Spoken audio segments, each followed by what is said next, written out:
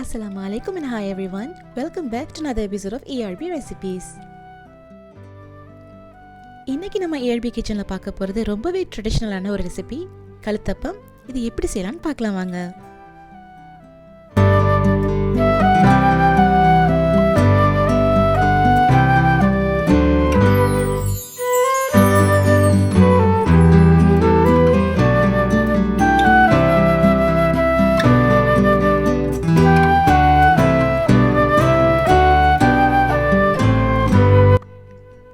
இந்த ரெசிபி செய்யறதுக்கு தேவையான இன்கிரீடியன்ஸ் எல்லாமே இந்த கிளிப்போட ஸ்டார்டிங்கில் ஸ்க்ரீனில் ஃப்ளாஷ் ஆகிருக்கும். அதை மறக்காமல் நோட் பண்ணிக்கோங்க.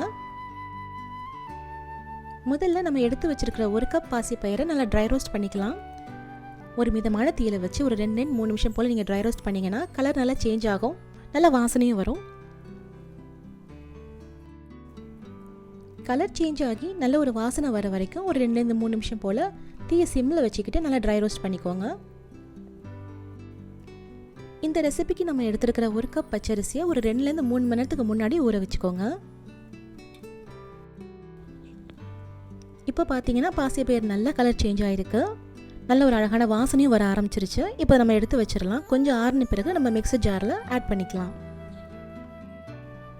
மிக்சர் ஜாரில் இது கூடவே 1 கப் தேங்காய் பூ, 1 கப் வெல்லம், 1/2 கப் பொட்டுக்கடலை, அப்புறம் நம்ம 1 கப் போல் பச்சரிசி ஊற வச்சு வச்சுருக்கோம் இல்லையா, அதையும் சேர்த்து நல்லா அரைச்சிக்கோங்க. ரொம்ப ஃபைனாக அரைக்க வேண்டாம், கொஞ்சம் லைட்டாக கொரப்பாகவே அரைச்சிக்கோங்க, அப்போ தான் நல்லாயிருக்கும். இந்த அரைச்ச விழுது ரொம்ப திக்காக இருந்ததுன்னா நீங்கள் கொஞ்சம் தண்ணீர் ஆட் பண்ணி லைட்டாக கொஞ்சம் டைல்யூட் பண்ணிக்கலாம். இதான் இதனுடைய பதம். இப்படி தான் இருக்கணும், நல்லா பார்த்துக்கோங்க. ரொம்ப திக்காகவும் இருக்கக்கூடாது, ரொம்ப தண்ணியாகவும் போயிடக்கூடாது, இப்படி தான் இருக்கணும். பர்ஃபெக்டான பாரம்பரியமிக்க கலுத்தப்பம் உங்களுக்கு கரெக்டாக வேணும்னா இந்த பதம் ரொம்ப ரொம்ப முக்கியம். ஸோ இதை கரெக்டாக நோட் பண்ணிக்கோங்க. இது கூடவே நம்ம ரோஸ்ட் பண்ணி வச்சுருக்க 1/4 கப் வேர்க்கடலையும் சேர்த்துக்கோங்க. வேர்க்கடலை சேர்த்துக்கிட்டோம்னா நம்ம கலுத்தப்பம் சாப்பிடும் போது 1-2 வாயில் கிடைக்கும். அது சாப்பிட்றதுக்கு ரொம்ப ஜாலியாக இருக்கும். ஸோ நீங்கள் கண்டிப்பாக மிஸ் பண்ணாமல் இதையும் சேர்த்துக்கோங்க. இதை கவர் பண்ணிவிட்டு ஒரு ஸ்டீமர்லையோ இல்லை ஒரு இட்லி பாத்திரத்துலையோ இதை வச்சு மூடி நல்லா ஒரு 1.25 மணி நேரம் போல் நல்லா வேக வச்சு எடுத்துக்கோங்க. ஏன்னா கரெக்டாக 1.25 மணி நேரம் ஆணுச்சு. உங்களுக்கு கூடவோ குறையவோ செய்யலாம். ஸோ ஒரு 1 ஹவர் போல் நீங்கள் ஒருத்தர் செக் பண்ணி பார்த்துக்கோங்க.